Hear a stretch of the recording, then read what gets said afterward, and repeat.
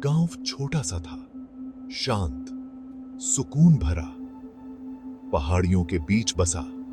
ये गांव एक राज समेटे हुए था। गांव के बाहर धुंध में लिपटी हुई एक पुरानी हवेली खड़ी थी। उसकी खिड़कियां मानो खाली आंखें हों, गांव को घूरती रहती थीं। लोग उसका नाम लेने से भी कतराते थे। हवा में डर का साया मंडराता रहता था। हवेली किसी गुजरे जमाने की निशानी थी। उसकी दीवारें जो कभी शानदार रही होंगी, अब टूट रही थीं। बेलें जैसे कंकाल की उंगलियां हों, पत्थरों को जकड़े हुए थीं। लोहे का दरवाजा कराहता हुआ एक गमगीन धुन बजा रहा था। किसी की भी पास जाने की हिम्मत नहीं होती थी। ये परछाइयों और फुसफुसाहटों की जगह थी। कुछ लोग कहते थे कि यहां कभी एक अमीर परिवार रहता था। उनकी हंसी हॉल में गूंजती थी। फिर एक त्रासदी आई। परिवार गायब हो गया और पीछे रह गई एक भयानक खामोशी। हवेली जो कभी जिंदगी से भरपूर थी, एक कब्र बन गई।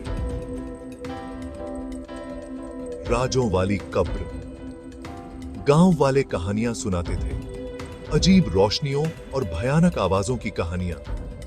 कुछ लोग खिड़कियों में झांकते हुए साए देखने का दावा करते थे, परछाइयां जो चांदनी में नाचती थीं। पहाड़ी पर बनी हवेली रहस्य की जगह थी, एक ऐसी जगह जिससे डरना लाजमी था।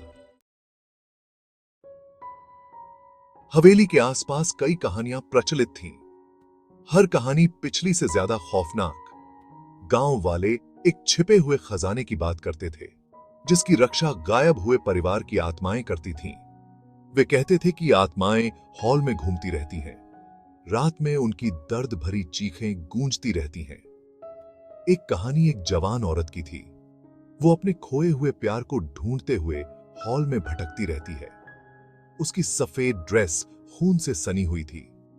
दूसरी कहानी एक क्रूर मालिक की थी। उसकी हंसी अभी भी खाली कमरों में गूंजती थी।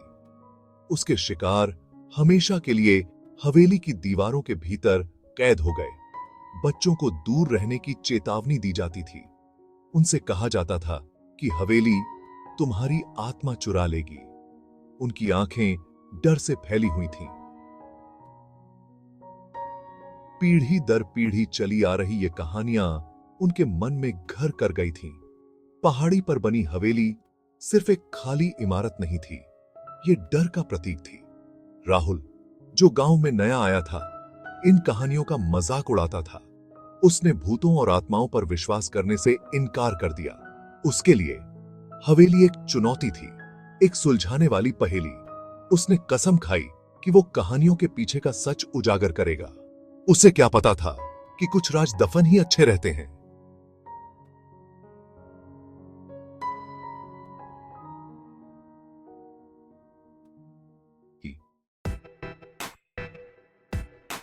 राहुल बाकी गांव वालों से अलग शहर का लड़का था।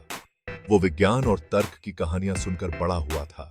भूत प्रेत उसके लिए सिर्फ कल्पना थे। जब वो हवेली की बात करते थे तो उसने गांव वालों की आंखों में डर देखा। उसने उन्हें गलत साबित करने की ठान ली थी। एक शाम गांव की चाय की टपरी पर राहुल ने अपने प्लान का ऐलान किया। वो हवेली में एक रात बिताएगा, अकेले। गांव वाले हाँफ गए। उन्होंने उससे विनती की कि वो अपना फैसला बदल दे, लेकिन राहुल जिद्दी था। उसने उनके डर को एक पुष्टि के रूप में देखा। इस बात की पुष्टि की कहानियों में दम है। उसने कहा, भूत जैसी कोई चीज नहीं होती। उसकी आवाज सन्नाटे में गूंज उठी। गांव वालों ने चिंता भरी नजरों से एक दूसरे को देखा। वे जानते थे कि हवेली में राज दबे हुए हैं, काले राज। लेकिन राहुल दृढ़ था। उसने इसे अपने साहस की परीक्षा के रूप में देखा, यह साबित करने का मौका कि डर सिर्फ एक वहम है।